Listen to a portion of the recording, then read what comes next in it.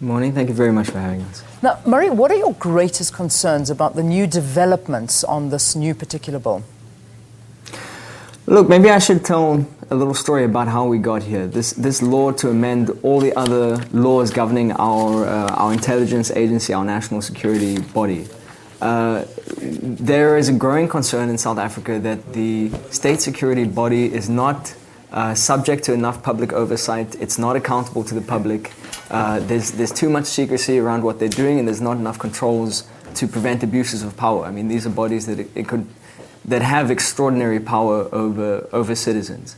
And in 2008, a ministerial commission set up by then Minister of Intelligence Ronnie Kasrils found real issues of concern around the state security bodies, their ability to monitor citizens. They found a lack of controls, and they found real evidence of potential abuse of power.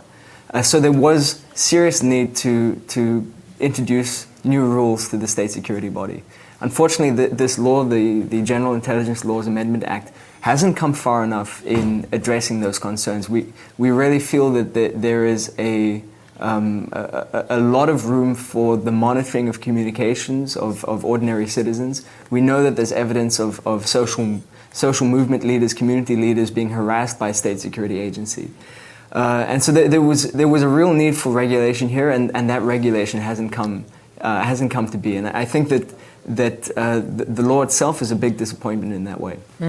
But there's another concern. I think in 1994, post-1994, there was a deliberate effort by those tasked with reforming South Africa's state security agencies. They basically split up the state security agencies. They had a foreign and a domestic service. And the reason they split these up is essentially to prevent abuse of power and prevent a centralized agency that held too much power. Yeah.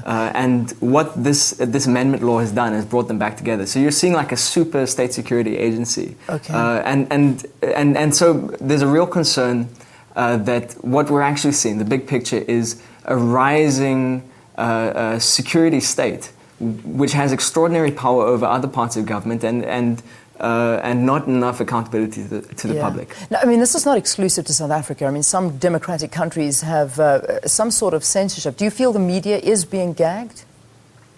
I'm not so sure that this is purely about the media. I mean, obviously, the media is one place where we're seeing signs that there is conflict within the state security bodies, and that there is potential abuse of power.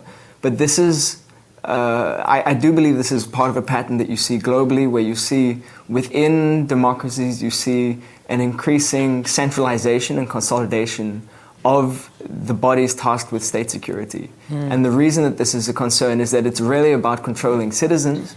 It's about ensuring that it's about a conflation of political control and genuine national security concerns. And I think that this does make it harder for citizens, for the media, for civil society, for members of parliament to ensure that the state security body is not abusing its power, that it's not getting involved in the everyday life of our democracy where it has no place. Yeah. Just very quickly and finally, what loopholes do you foresee that present potential threats for challengers?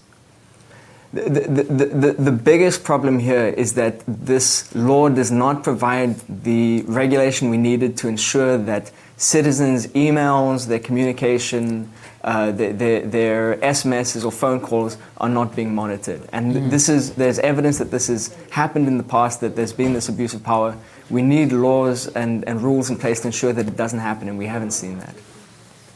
Murray, thank you for joining us. I know it's a topic that must be discussed in more depth, but that's all we have time for now. Murray Hunter is the National Coordinator for the Right to Know campaign, joining us from our Sea Point studio. Let's take a